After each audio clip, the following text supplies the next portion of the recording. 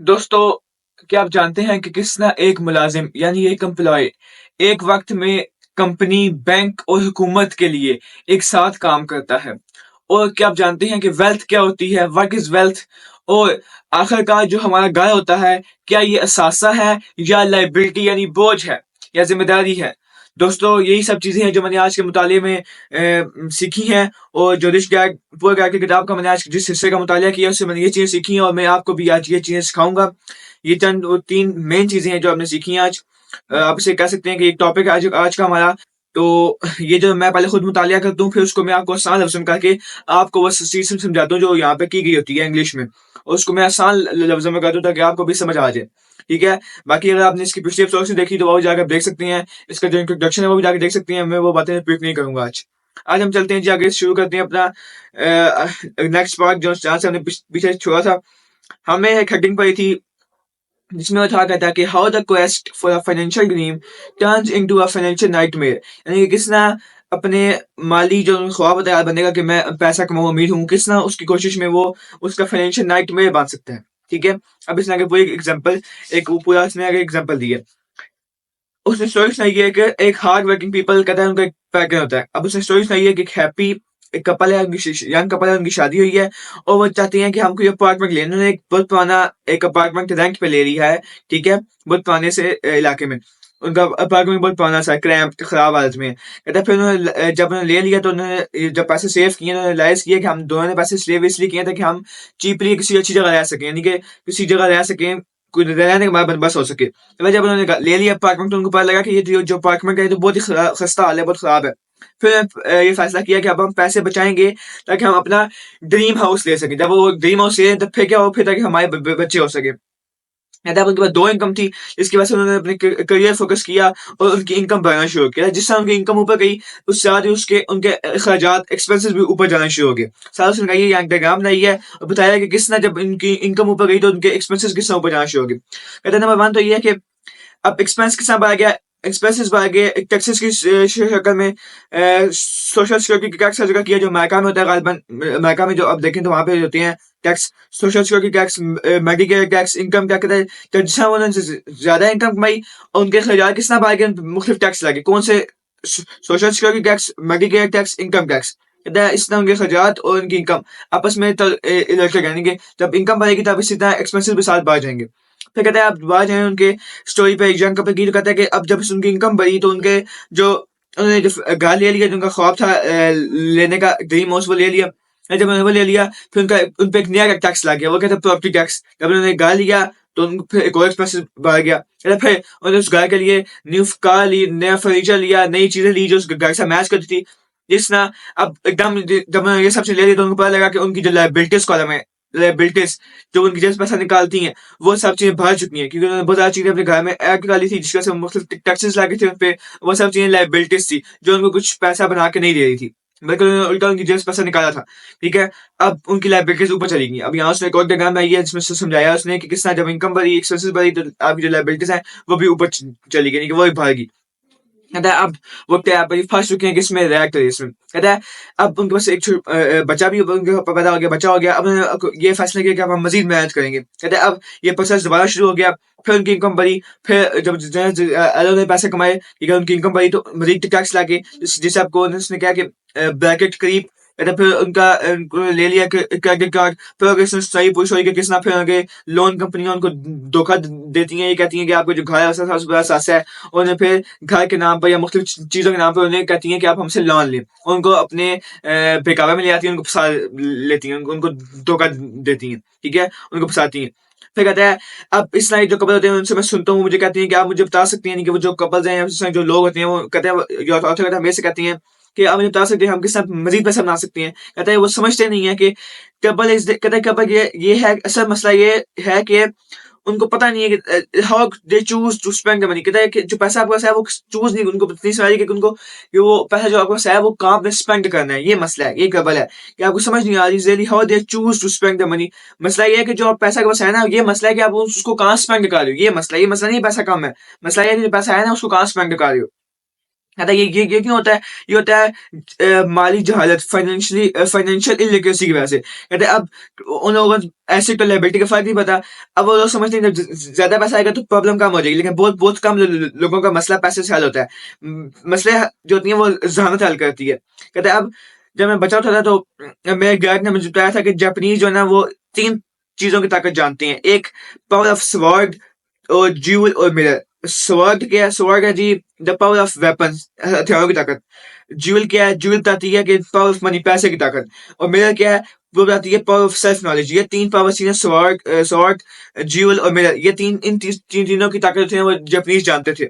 अब इनमें से वो सबसे इंपॉर्टेंट थे समझते हैं मिरर को। जो वो तो था पता पावर ऑफ सेल्फ नॉलेज, आपको इल्म होता है उसकी कितनी पावर होती है। ठीक है? वो इसको सबसे ज़्यादा कीमती शेर समझते हैं इन तीनों में, स्वॉर्ड, ज्यूल और मिरर में।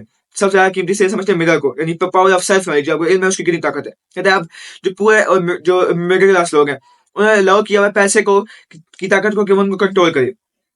कहते हैं अगर वो पावर ऑफ मिरर को इस्तेमाल करें तो वो अपने आप से पूछेंगे सवाल कि क्या डज दिस मेक सेंस?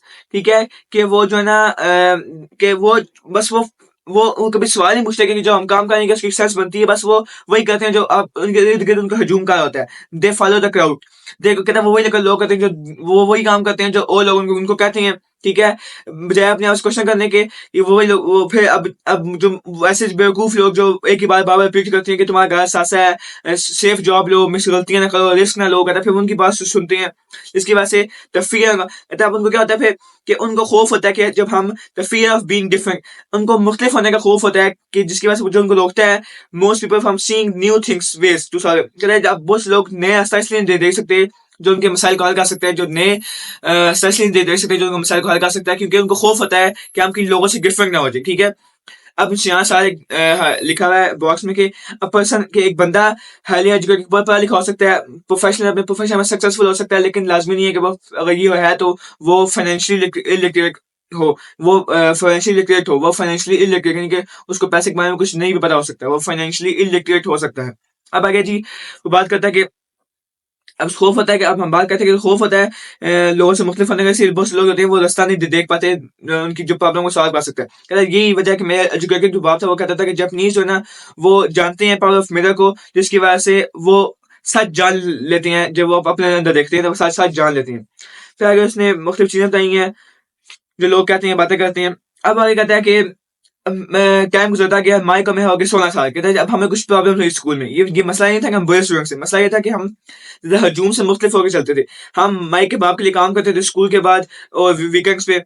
कहते हैं अब मसला ये था कि माइक और मैं इतना बहुत ज्यादा टाइम स्पेंड करते थे टेबल पे बैठ के माइक के बाप के साथ। जब वो उसकी होती थी, मीटिंग होती थी बैंकर से, अटॉर्नी से, अकाउंटेंट, ब्रोकर, इन्वेस्टर्स होती थी, बड़ी मीटिंग, ये बड़े बड़े बिजनेसमैन होते थे, इन्वेस्टर होते थे, sorry, brokers, accountant, manager, employ, उनसे एम्प्लॉयज से होती थी मीटिंग, तो हम वहां बैठ सुनते थे। कहते अब वहां वो बंदा वगैरह जो 13 साल तक, जो जिसने 13 साल की उम्र में स्कूल छोड़ दिया था, यानी कि इनका जो अमीर बाप था, माइक का जो बाप था, कहते वो था बैठा होता जिसने 13 साल की उम्र में स्कूल छोड़ दिया था, और वो हुक्म दिया होता था, इंस्ट्रक्ट करा होता था, और सवाल पूछा होता था पढ़े लिखे लोगों से। कहते अब ये क्या हुआ, ये वो बंदा था जो क्राउड से, हजूम से अलग होकर चला था। उसने अपनी सोची थी, अपना अब जो उसके एग्जाम में था कहता उसने वही किया था। कहता अब माइक अपने वहां बैठ सीखा था, उसकी मीटिंग में उसके बैठ के सीखा था कि कहता माइक में जब हम उसके साथ बैठे थे तो हमने उससे ज्यादा सारा सीखा जो हमने स्कूल, कहता जितना हमने स्कूल कॉलेज में सारा सीखा जिंदगी में अपनी, उससे ज्यादा हमने सारा सीखा माइक को मैंने अपने उसके बाप के साथ बैठ के उसकी मीटिंग्स में। कहते अब माइक क्या थे ना, वो कोई बुक यानी कि उतने पढ़े लिखे में इतने अच्छे नहीं थे, लेकिन वो फाइनेंशियली बहुत ज्यादा पढ़े लिखे थे। उनको पता था कि किस ना पैसे को मैनेज करते हैं, आखिर पैसा होता क्या है,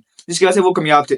कहते अब मेरी बात बात है कि जो ज़हीन में होता है बंदा, ज़हीन बंदा, an intelligent person hires people who are more intelligent than he is. कहता है जो ज़हीन बंदा होता है वो अपने से ज्यादा ज़हीन बंदे को हायर करता है, यानी कि नौकरी रखता है अपने यहाँ। अब कहते हैं माइक और मैं सब समझ गए थे, हमें बड़ा फायदा हुआ था बैठने का, घंटों लगाने का, बैठने का अपने बाप के पास जब हम बैठते थे उसके मुख्तलिफ मीटिंग्स में और सुनते थे ज़हीन लोगों को, तो हमें उससे बहुत फायदा होता था। कहते हैं अब माइक और मैं थे ना, वो प्रॉब्लम हमारी ये थी कि रिच, हमें जो था ना प्रॉब्लम हमें ये आई थी कि हमें ये समझ आना शुरू हो गया था, we started to understand that कि हमें रिच गैंग ने क्यों बताया था कि हमें जो रिच गैंग बताया था ना कि एक स्कूल होते हैं वो डिजाइन किए गए हैं गुड एम्प्लॉयज बनाने के लिए, ना कि एम्प्लॉय, यानी कि वो ये पैदा किए गए हैं, स्कूल बनाए गए हैं कि अच्छे एम्प्लॉयज यानी अच्छे नौकर अच्छे कह सकते हैं कि एक अच्छे जो होते हैं एम्प्लॉय बनने के लिए पैदा किए गए हैं। ये नहीं सिखाते कि किस तरह आप एम्प्लॉय यानी कि किस तरह आप बिजनेसमैन बन सकते हैं, एम्प्लॉय जो लोगों को हायर करता है वो किस तरह बन सकते हैं, ये नहीं सिखाते स्कूल। मतलब ये हमें अब बात समझ आना शुरू हो गई थी, मतलब जिसकी वजह से अब मसला में क्या आता स्कूल में कि हम टीचर से क्वेश्चन करते थे पैसे के बारे में, मुख्तलिफ क्वेश्चन करते थे जिसका जवाब नहीं दे पाते थे। इसके अलावा फिर हम मुख्तलिफ प्रोफेशनल से मुख्तलिफ बहस भी करते थे। तो इसी तरह की एक दिन मेरी बहस होगी मेरे वालिद से घर पे, कि घर वो कहते थे कि घर जो है ना वो सबसे बड़ी इन्वेस्टमेंट होती है, ठीक है। लेकिन उस कहते कोई मेरी अच्छी आर्गुमेंट नहीं हुई, बहस नहीं हुई मेरे वालिद से, कहते लेकिन उनको मैंने जो था बताया, जिसमें उनको मैंने बताया कि किस तरह जो है घर जो है ना एक अच्छी इन्वेस्टमेंट नहीं है। आप नीचे डायग्राम नहीं है और नीचे लिखा है कि एक डायग्राम बताती है कि किस तरह एक जो क्या डिफरेंस है दोनों के सोच में, रिच गाय को पुअर गाय के जो था नजरिया उसमें क्या फर्क है। ये कहता है ये वो बताती है, जो ऊपर डायग्राम बनी ये बताती है। कहता है जो पुअर रिच गाय था वो कहता है उसके लिए होम लायबिलिटी था, और जो पुअर गाय था उसके लिए होम एसेट था, उसका सस्ता था। कहता है अब एक था होता कि ऐसे का दूसरा था होता लायबिलिटी। कहता है ना मुझे याद है कि जब मैंने एग्जाम में आई थी तो अपने बाप को बताने के लिए कि किस तरह डायरेक्शन ऑफ कैश फ्लो, तो मैंने उनको बताया था कि किस तरह आपके एक्सपेंसेस बढ़ जाते हैं जब आप गाय खरीदते हैं। जितना आप गाय खरीदेंगे उतना ज्यादा आपके जो एक्सपेंसेस हैं खर्चात हैं वो बढ़ जाएंगे। इसी तरह पैसा जो है ना वो कैश फ्लो से निकलेगा और आपके एक्सपेंस कॉलम में, खर्चात वाले कॉलम में जाएगा, यानी कि आपके खर्चात बढ़ जाएंगे अगर आप महंगा गाय खरीदते हैं। कहते हैं आप आज के जो लोग आज की क्योंकि आज भी पीपल जो है ना मेरे जो नजरिया है घर के बारे में कि वो सासा नहीं है उसको चैलेंज करती हैं, ठीक है, उसको डिसएग्री करती हैं। लेकिन मुझे पता है कि बहुत सारे लोगों के ख्वाब होता है अच्छा घर के, वो उनकी उनकी सबसे बड़ी इन्वेस्टमेंट ही उनका घर होता है, ठीक है। लेकिन मैं ये नहीं कह रहा कि वो अपने घर से ज्यादा अच्छा कि आपका कोई घर हो, इससे ज्यादा अच्छा कोई बात हो ही नहीं सकती किसी के लिए कि मैं अपना घर है कोई, ठीक है। लेकिन कहता है इसके लिए मैं बस एक अल्टरनेटिव वे है। कहता है आई कहता है लेकिन मैं नहीं बिलीव करता कि आप सब में इसे एग्री करेंगे, क्योंकि एक घर जो है ना वो एक इमोशनल बहुत जज्बाती चीज होती है। और जब पैसे का मामला आता है तो उन लोगों का वो लोग जिनके पास माली जो खानदगी नहीं है, यानी कि जो पैसे के बारे में इल्म नहीं रखते, वो जज्बात से फैसला लेते हैं और उनके लिए घर एक बहुत जज्बाती चीज है। इसलिए वो मेरी जो राय है जो मैं अल्टरनेट वे पेश कर रहा हूँ उससे वो शायद हो सकता है वो एग्री ना करें। अब उसने क्या बताया, उसने बताया आगे जो वे बताया उसमें बताया कि घर जो है ना एक बोझ है या लाइबिलिटी है। उसने बताया क्यों है। अब वो बताता है कि एक तो ये इसमें आप लंबे ऐसे तक पूरा एक साथ पे करते हैं जिसकी वजह से वो ये आपके लिए बोझ बन जाता है। आपको एक लंबे ऐसे तक 30 साल के टाइम तक आपको एक साथ पे करनी पड़ती है अगर आपको किस समय गाय लेती है। फिर कहता है आप जो गाय लेते हैं तो आप न्यू टैक्सेस लगती हैं जिसकी वजह से आपके जो अखराजात है वो बढ़ जाते हैं। जब आप लंबे ऐसे तक एक साथ दे होते हैं किससे दे होते हैं तो तभी आपके अखराजात बढ़ जाते हैं। फिर कहता है इन घरों की जो वैल्यू थी वो भी कम हो सकती है। फिर कहता है जो सबसे बड़ा नुकसान है वो ये है कि आप अपॉर्चुनिटीज मिस कर देते हैं। कहते कैसे, क्योंकि आपने सारा पैसा लगाया होता है घर में अंदर और आपको मजबूरी होती है कि जो आप ज्यादा मेहनत करें और फिर सारे पैसा कहाँ लगा दें, एक्सपेंस ये खर्चात ही है ना कि आप किस दे रहे हैं घर की। कहते आप सारे पैसे लग जाते हैं खर्चात में, बजाय आप लगाने के उनको एसेट में, जब बजाय आप लगाने के अपने सासे आप सारा पैसा लगा दें खर्चात में, ठीक है। ये समझाया कि सबसे बड़ा नुकसान है। फिर आगे कहता है कि इसके अलावा जो इम्पैक्ट होता है एक इंडिविजुअल एक इंफरादी बंदे की जिंदगी पे वो भी 3 तरीकों से होता है। एक तो उसका टाइम ज़ाया होता है, ठीक है, क्योंकि उस टाइम में वो मजीद अपने असासे बना सकता था। एक तो उसका जो इनिशियल कैपिटल यानी कि जिसके पैसे थे वो ज़ाया होते हैं क्योंकि वो अपने पैसे कहीं और इन्वेस्ट कर सकता था, बजाय अखराजात यानी कि किसने देने के बजाय वो कहीं और पैसे लगा सकता था, ठीक है, इन्वेस्ट कर सकता था। इसलिए उसका जो पैसे का भी लॉस हुआ। तीसरा उसका लॉस हुआ एजुकेशन का, तालीम का, क्योंकि बहुत से लोगों के लिए घर होता है और सेविंग और रिटायरमेंट प्लान होते हैं, ये सब उनके लिए असासों के कॉलम में आते हैं। लेकिन जब उनके लिए पैसा ही नहीं बचता तो फिर लेकिन उनको उसकी पैसा ही नहीं होता इन्वेस्ट करने के लिए, इसलिए वो इन्वेस्ट कभी नहीं कर पाते। तो कहते हैं कि मैं ये नहीं कह रहा कि आप घर ना खरीदें। I am not saying that don't buy a house, why I want, लेकिन मैं चाहता हूँ कि आप फर्क समझें कि ऐसे का लायबिलिटी में फर्क है। दोस्तों आप वो जो बात करना चाहते हैं मैं आपको सुनियो करता हूँ एक्सप्लेन। वो ये बात करना चाहता है ये मैं अब अपने से बात उसने यहाँ पे की है, मैं आपको आसान लफ्ज़ में वो ये बात कर रहा है कि आप पहले जब अगर आपके पास पैसे नहीं है तो लाजमी नहीं आप कोई बड़ा कार खरीदें, इसके लिए मेहनत करें कि मैं बड़ा कार खरीदूंगा, नहीं।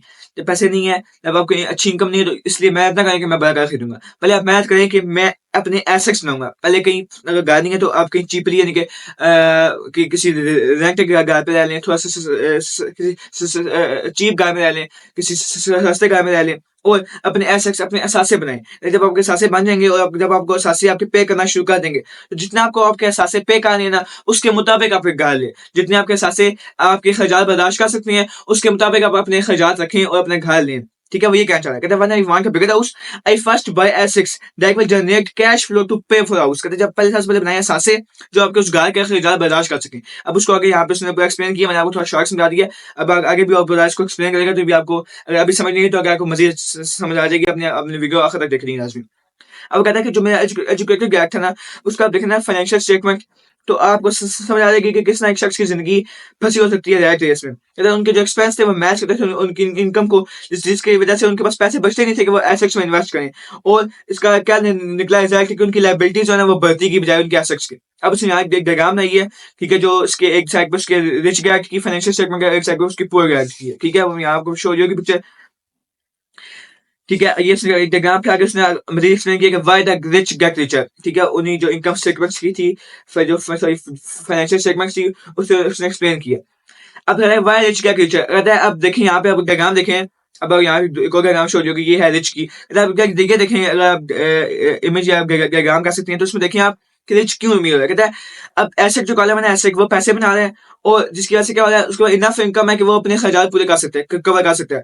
अब वो फिर जो बैलेंस बचता है, एक तो इनकम आ रही है, इनकम से खर्चात पूरी हो रही है और जो लायबिलिटीज है वो बहुत कम है, वो भी पूरी हो रही है। ठीक है, पैसे कहाँ से आ रहा है? एसेट से। एसेट से क्या जनरेट हो रहा है? इनकम। इनकम भी ज्यादा है, एसेट भी ज्यादा है, लेकिन जो खर्चात है वो बहुत, जो एक्सपेंसेस है वो बहुत कम है। पैसा बच रहा है, पैसा कहाँ हो रहा है? वो वापस पैसा इन्वेस्ट हो रहा है एसेट्स में। वापस वो जो पैसा बचता है वो वापस उसको इन्वेस्ट करता है सासों में, मजीद बनाता है सासे। कहते हैं जब वो मजीद बनाता है सासे तो मजीद पैसा बनाता है, जब मजीद पैसा बनाता है तो वो मजीद अमीर से अमीर होता है, उसको जाके निकलता है। कहते हैं अब इसके बजाय, अब इसके बाद उसके उल्ट देखें आप, जो मिडिल क्लास बंदा है वो क्या होता है, जो एक मतवसत तबके से ताल्लुक रखते हैं, वो ये करती हैं कि वो हमेशा फाइनेंशियल स्ट्रगल की स्टेट में होती हैं। अब वो कहता है उनकी इनकम है, वो उनकी सैलरी होती है। अब जब उनकी वेजेस यानी तनख्वाह बढ़ती है तो उनकी एक्सपेंस बढ़ जाते हैं। क्यों क्यों क्योंकि टैक्स लगती हैं। इसी तरह जब उनकी एक्सपेंस बढ़ते हैं तो उनकी सैलरी बढ़ जाती है। कहता है क्यों? क्योंकि जितना अब उसकी इनकम बढ़ेगी वो अपने खर्चात भी बढ़ा देगा। अब वो अपने जो वो टैक्स भी बढ़ा जाएगा, यानी उसके खर्चात भी बढ़ गए, उसकी लाइबिलिटीज क्या थी जो उसने मजीद स्पेंड करा, क्योंकि उसका कैश फ्लो, उसका ज़हन ये था कि मैं मजीद चीजें खरीदूं। ठीक है, बजाय उसके कि वो एसेट्स बनाए, जिसकी वजह से उसकी जो लाइबिलिटीज होती हैं वो भी बढ़ जाती हैं और जो उसके खर्चात होते हैं वो भी बढ़ जाती हैं, जिसकी वजह से पूरी जिंदगी पे वो कभी एसेट्स बना ही नहीं पाता, क्योंकि उसके पास पैसे बचते नहीं है कि वो एसेट्स में इन्वेस्ट कर सके। इनकम आती है, पहले तो उसके खर्चात ज़्यादा होती हैं कुछ टैक्स की शक्ल में, जितना इनकम बढ़ेगी टैक्स बढ़ जाएंगे तो मजीद खर्चा बढ़ जाएगा, एक्सपेंस मजीद बढ़ जाएगा। तो इसी तरह कुछ पैसे उसके लगते हैं एक्सपेंसिव में, जो बचते हैं वो फिर लगाता है चीजें खरीदने में। इसी तरह अगर ये इनकम बढ़ भी जाएगी तो वो और भी चीजें खरीदेगा बजाय एसेट्स बनाने के। तो इसी वजह से जो मतवसत तबके से लोग रखते हैं ताल्लुक लोग, वो फिर इस चीज में फंसे जाते हैं, इसे कहते हैं रैट रेस। अब उसने बताइए कि क्या नुकसानात हैं बाय नॉट इन्वेस्टिंग एसेट्स में इन्वेस्ट ना करने के, यानी असासे ना खरीदने के क्या नुकसान है। उसने कहता है इससे तो एक मैसिव लॉस ऑफ जॉब्स हो रहा है। अभी देखें तो किस तरह पे वो लोग स्ट्रगल करते हैं, उनके पास कोई नौकरी नहीं होती, फिर बताता है कि किस तरह मुख्तलिफ फंड्स हैं वो भी उनको उनको नहीं मिले, जिसकी वजह से उनको काफी नुकसान हो रहे हैं। अब वो बताते हैं कि अब रीजन मसला क्या है, असल मसला क्या है। असल मसला ये है कि लैक ऑफ अलीफ है। अब उनको बस तालीम नहीं, फाइनेंशियल एजुकेशन नहीं है, जो रिस्क बनाती है, जिसकी वजह से खतरा पैदा होता है किसके लिए? एवरेज जो मदरसे तक अब कैसे लोग रखते हैं ताल्लुक, उनके लिए, एवरेज मिडिल क्लास पीपल के लिए मसला बनता है। मसला क्या है? रीजन दे हैव, अब क्यों सेफ खेलते हैं? कहते हैं the reason they have to play एक सेफ, कहते हैं क्यों सेफ खेलते हैं? क्योंकि उनकी पोजीशन बहुत कमजोर है, फाइनेंशियल पोजीशन, उनके माली हालात बहुत कमजोर है। क्यों? क्योंकि उनकी बैलेंस शीट जो है बैलेंस नहीं है। क्यों? कहते हैं क्योंकि वो बहुत ज्यादा उनके पास लाइबिलिटीज हैं, जिसकी वजह से उनके पास कोई एसेट्स नहीं है जो उनको पैसे बना के दें। उनके पास लाइबिलिटीज हैं, तो जब उनको पे मिलती है, एक तो वो पूरी तरह की जिंदगी किस पे डिपेंड करते हैं? अपने एम्प्लॉयर पे, यानी कि जो बॉस पे, जो उनको पे कर रहा है, जिसकी कंपनी में काम कर रहे हैं। तो अब ये उस अब क्या, वो पूरी जिंदगी काम करते हैं, वो बहुत मेहनत करती हैं, टैक्स भी उनको बहुत पे करती हैं और इस नाम पूरी जिंदगी वो कर्ज में भी डूबे जाती हैं। तो ऐसा मैंने इस सेक्शन के शुरू में, ये जो चैप्टर हमने शुरू किया चैप्टर 2, इसके शुरू में मैंने कहा था कि आपको एक बहुत इंपॉर्टेंट रूल है जो आपको पता होना चाहिए कि क्या फर्क है एसेट और लायबिलिटी के दरमियान। तो जब आप इसके दरमियान फर्क समझ लेंगे तो आप फिर आपका फोकस होगा, आप सारी मेहनत इसी काम के लिए लगाएंगे कि आप एसेट्स उन वो असासे खरीदे जो आपके लिए पैसे बनाए। You would concentrate your efforts on buying income generating assets। फिर आप वो असासे खरीदने में अपनी मेहनत लगाएंगे, वक्त लगाएंगे, जो आपको इनकम बना के दें, पैसे बना के दें। कहता है और इसका बेस्ट तरीका क्या है? The best way to get starting on a path. कहता है ये बेस्ट तरीका है अमीर होने का। कि आप असासे उन चीज़ों पे फ़ोकस करें, उन असासों में फ़ोकस करें, उनको खरीदने में फ़ोकस करें जो आपको पैसे बना के दें। कहते हैं जब जब आप keep doing that and you ऐसे ये करते रहें, जब आपके असासे बहुत बढ़ जाएँगे, तो फिर अपनी की लायबिलिटीज़ को और एक्सपेंसेस को, खर्चात को, लायबिलिटीज़ को कम से कम रखें, ताकि आपको ज़्यादा से ज़्यादा पैसा हो, जो आप अपने असासों को खरीदने में लगा सकें। जब आपके असासे वो ज़्यादा बढ़ जाएँगे, तब आप देख सकेंगे कि किस तरह आप इन्वेस्टमेंट निकाल सकते हैं। वो इन्वेस्टमेंट जो आपको 100% टू इंफिनिटी, यानी कि बहुत ज़्यादा आपको फ़ायदा दे सकती है। इस चीज़ की एग्ज़ाम्पल्स यूँ दी है कि अगर आप 5,000 इन्वेस्टमेंट करते हैं, तो हो सकता है कि आपको 1 मिलियन भी मिल सके। लेकिन ये जो इन्वेस्टमेंट होती है, ये जो गरीब लोग हैं या जो मिडल क्लास लोग हैं, उनके लिए बहुत रिस्की है। लेकिन ये इन्वेस्टमेंट आपके लिए रिस्की नहीं होगी तब, क्योंकि आपके पास असासे होंगे और आपके पास फाइनेंशियल एजुकेशन भी होगी। मतलब आप चाहते हैं कि इफ यू अगर वो चाहते हैं करना, जो बहुत ज़्यादा लोग करते हैं, if you do what the message do, वही जो सारे लोग करते हैं, वो चाहते हैं करना, तो आप ये देख लें पिक्चर। यहाँ उसने कही एक डायग्राम, उसकी पिक्चर शो हो रही होगी आपको यहाँ पे। तो ये अगर चाहते हैं वो करना, जो बहुत सारे लोग करते हैं, तो आपको ये पिक्चर देख लें। इसमें से बताया कि इनकम स्टेटमेंट क्या होती है, फिर बैलेंस शीट में बताया कि जब आप एक एम्प्लॉय होते हैं, जिनसे घर भी होता है, तो आप फिर एफर्ट कर रहे होते हैं 3 चीज़ों के लिए। आप 3 लोगों के लिए काम कर रहे होते हैं। एक यू वर्क फॉर कंपनी, किस तरह कंपनी के लिए आप जो ना एक किसी बिज़नेस ओनर के एम्प्लॉय होते हैं, जो या फिर किसी जो होता है उसका शेयर होल्डर, उसके एम्प्लॉय होते हैं, जो अमीर होता है। ठीक है, आप उसके लिए काम करते हो। आप मेक द एम्प्लॉय होता है, वो उसको अमीर कर रहा होता है। जो बिज़नेस ओनर होता है, उसको अमीर कर रहा होता है, अपने आप को अमीर नहीं कर रहा होता। उसकी सारी एफर्ट, सारी उसकी सक्सेस जो है ना, वो उसको कुछ नहीं दे रही होती, बल्कि वो उसके ओनर की सक्सेस होती है, उसकी ओनर की कामयाबी होती है। तो इसी तरह आप हुकूमत के लिए भी काम करते हैं, किस तरह आप उनको टैक्स दे देते हैं, जितना से ज़्यादा आप कमाएँगे, उतना से ज़्यादा आप हुकूमत को टैक्स देंगे। हुकूमत भी आपसे कमा रही है, आप उसके लिए भी काम कर रहे हैं। इस तरह कहते हैं आप जो बैंक है उसके लिए भी काम करेंगे, किस तरह आप जब टैक्स के बाद जो आपकी रकम आती है बैंक में, उसके बाद भी वो काफ़ी जो है डेब्ट, जो आपके कर्ज़े होते हैं, जो मुख्तलिफ चीज़ें होती हैं, वो बैंक भी वहाँ से पैसे काटता है। मैं अगर आपकी जितने ज़्यादा पैसे कमाएँगे, उतना ज़्यादा वो लोग काटेंगे, ठीक है? इस तरह आप एक जो एम्प्लॉयी है, वो कंपनी, गवर्नमेंट और बैंक के लिए, तीनों के लिए एक साथ काम करे। अब कहता है कि प्रॉब्लम ये है कि वो सिंपली वो मैथ कराई जा रहे हैं बस, ठीक है? इन 3 लेवल्स पे। लेकिन अब जो उनका बहुत शेयर ले रहे हैं, वो जो उनकी बहुत ज़्यादा उनकी मैथ वो कर रही हैं, एफएक्स वो कर रही हैं, लेकिन उनका शेयर जो है ना, उनका बहुत ज़्यादा हिस्सा उन जो कमाते हैं, उनसे वो ले रही हैं। कौन? Company, government, bank. अब कहते हैं कि आपको पता होना चाहिए किस तरह, जब आप अपनी मेहनत क ज अब जब ज़्यादा ज़्यादा मेहनत करेंगे, तो किस तरह वो आपके फैमिली के लिए फ़ायदेमंद हो सकती है। कहते हैं इसका तरीका क्या है? आपको कंसिडर करना पड़ेगा, सिर्फ़ आप अपने काम से काम रखें, ठीक है? फ़ोकस करें इस पे फ़ोकस करें कि आपकी सारी जद्दोजहद है वो इसलिए हो कि आप अपने असासे खरीदें, बजाए ये कि आप अपनी जो है ना तनख्वाह बढ़ाएँ। इसके बजाय आप इस पे फ़ोकस करें कि आप किस तरह असासे बना सकते हैं। कहते हैं अब कोई सवाल आता है कि आप अपने गोल किस तरह सेट कर सकते हैं? कहता है बहुत से लोग मस्ट कीप देयर जॉब, बहुत से लोग अपनी जॉब रखते हैं और इस पे अपनी जो तनख्वाह है उस पे रिलाय करते हैं, उस पे भरोसा करते हैं और अपने असासों पे खर्च करते रहते हैं। कहते हैं अब इस पे सवाल करता है कि जब उनके असासे बढ़ जाती हैं, तो फिर वो किस तरह मुहैया करती हैं अपनी कामयाबी? क्योंकि जब वहीं समझ आओ कि किसी को कैसे लगेगा पता कि वो अमीर दैट दे आर रिच, कि वो अमीर हो गया या फिर उसके पास दौलत है। कहता है अब इसका भी एज़ वेल एज़ हैविंग, कहता है जिस तरह मेरी एसेट्स और लायबिलिटीज़ की अपनी डेफिनेशन है, इसी तरह वेल्थ की भी मेरी अपनी डेफिनेशन है, जो मैंने किससे ली है? बकमिनिस्टर फुलर से। कहता है उसकी डेफिनेशन ये है वेल्थ की, कि वेल्थ इज़ अ, कहता है वेल्थ जो होती है दौलत, वो एक आदमी की एबिलिटी है कि वो कितने दिन सर्वाइव कर सकता है अगर वो कुछ ना कमाए, यानी कि उस पैसे से वो कितने दिन आगे सर्वाइव कर सकता है, या फिर वो काम करना छोड़ दे आज, तो वो कितने दिन सर्वाइव कर सकता है जो पैसे उसके पास हैं उससे। तो ये होता है जो उसकी दौलत है असल में, ठीक है? अनलाइक नेटवर्थ डिफरेंस कहता है एसेट्स और लायबिलिटी में फर्क है कि जो एसेट लायबिलिटी में जब होता है पर्सन के फिल्ड विद द पर्सन के जो फिल हो जाते हैं, एसेट लायबिलिटी पर्सन के एक्सपेंसिव, यानी कि फिजूल महंगी जो होती हैं चीजें उनसे फिल हो जाती हैं, और जो उसके ख्याल में होती है वर्थ होती है, जिन चीजों की उसके ख्याल में, उन चीजों से उसके एसेट्स और लायबिलिटीज भरी होती हैं, उसकी लायबिलिटीज, ठीक है? अब अगर जो ये डेफिनेशन है, ये पर्सपेक्टिव बना सकती है कि आप डेवलप कर सकें, कि आप एक्यूरेटली मैं ये कर सकें। कहता है अब आई कैन नाउ, मैं ये कहता है मैं ये कर सकता हूँ कि मैं जान सकता हूँ कि अब मेरा गोल क्या है, कि मैं like I was in term of my goal to become, and I know where I was in, कि मैं अभी कहाँ हूँ अपने गोल में, जो मैंने गोल अचीव करना है उसके लिए मैं कितना मुझे मेहनत करनी है कि मैं फाइनेंशियली इंडिपेंडेंट हो सकूँ। फिर कहता है कि वेल्थ क्या है? Wealth is a measure of the cash flow. Wealth एक measure cash flow from the asset column compare with expense, यानी कि आपके एसेट सासे कितने हैं, जिसका कैश फ्लो है उसका कंपेयर करेंगे एक्सपेंस कॉलम से, तो वो होता है जी वेल्थ, कि खर्चात कितने हैं और आपके सासे कितने हैं। अब उसने बड़ी अच्छी एग्जांपल देके समझाया। उसने एग्जांपल ये दी कि अगर फर्ज करें कि आपका कैश फ्लो, कि आपको जो असासे हैं वो आपको दे रहे हैं हर महीने का $1000, लेकिन आपकी जो मंथली एक्सपेंसेस हैं, हर महीने के खर्चात हैं, वो $2000 हैं। तो अब आपकी वेल्थ क्या है? तो वेल्थ जो अगर आप देखें ना प्राइम मिनिस्टर की डेफिनेशन, तो उसके मुताबिक आपकी वेल्थ, यानी कि आप कितने दिन आगे सर्वाइव कर सकते हैं, उसके मुताबिक, तो अगर उस देखें डेफिनेशन को, तो अगर 30 महीने का 30 दिन का एक महीना हो, तो आप बस अगले 15 दिन के लिए पैसे हैं, यानी कि आप वेल्दी हो गए, आपके पैसे आ गए, लेकिन अभी आप अमीर नहीं हुए, ठीक है? अब आपने जो इनकम जनरेट होगी इन सांसों से, वो आपकी जो मंथली एक्सपेंस है उसको कवर करेगी। अगर आप चाहती हैं अपने एक्सपेंस बढ़ाना, सबसे पहले आपने क्या करना है जी, तो आपने first must increase the cash flow to maintain wealth. अब यहाँ मैं आपको सुनाता हूँ एग्जांपल से कि वो यहाँ क्या बात कर रहा है। वो ये बात करना चाह रहा है कि अगर आप समझो अभी आपका असासी है, वो आपको दे रहे हैं $500, $1000 महीने का, और आपके मंथली खर्चात हैं, मैं उस अपनी एग्जांपल दे रहा हूँ कि खर्चात हैं $500, ठीक है?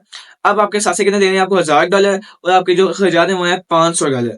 आप चाहते हैं कि मैं अपने खर्चात बढ़ा दूं, मैं आपको मजीद कोई खर्चात करूँ, अपना कोई नया गाड़ी खरीदूं, या फिर आप चाहते हैं कि मैं नई चीज खरीदूं, या फिर कोई ऐसी चीज ले जो जिसका हर महीने मेरा खर्चा हो, तो आप वो चीज खरीदते हैं और आपके जो खर्चात है वो हो जाते हैं $1500। तो आपने साल पहले ये काम करने से पहले, वो खर्चात अपने साल पहले लेने से पहले, आपने जो अपने एसेट हैं, जो सासे हैं, जो आपको $1000 दे रहे हैं, उनको ऊपर लेके जाना है। वो असल वेल्थ है, जो आपको $1000 हर महीने दे रहे हैं, वेल्थ, वो जो पैसे दे रहे हैं आपके सासे, वो वेल्थ है, ठीक है? और जो 500 वो आपके खर्चात है, ठीक है? तो अब आप लोग चाहते हैं मैं खर्चात बढ़ाना, आप चाहते हैं कि खर्चात आप 500 से काटे 1500, सबसे पहले आपने अपनी वेल्थ, यानी कि जो आपका सासे आपकी इनकम दे रही है, उसको बढ़ाना है। अगर तो आपने उसको 1000 से 2000 पे ले जाएं, फिर चाहे बेशक आप अपनी जो इनकम है, जो खर्चात है, उसको बेशक बढ़ा लें, लेकिन पहले जब आप चाहते हैं अपने खर्चात बढ़ाना, तो पहले अपने जो इनकम जो सासों से आ रही है उसको बढ़ाएं।